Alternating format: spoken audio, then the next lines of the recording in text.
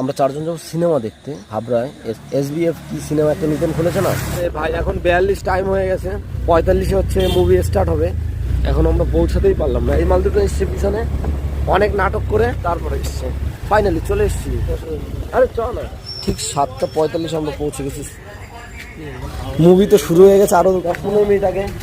এদিক দিয়ে আস্তে আস্তে আস্তে আস্তে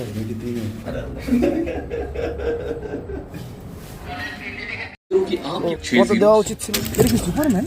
আরে কোন ম্যান তা কে জানে। খতম হয়ে গেছে। 3D তে মুভি দেখে খুব মজা পেয়েছি। হাবড়ায় এই প্রথম 3D সিনেমা হল। একবার হলেও যে কোনো একটা মুভি দেখে আসো, মজা পাবে। পিন্টু আজকে আবার এসেছে।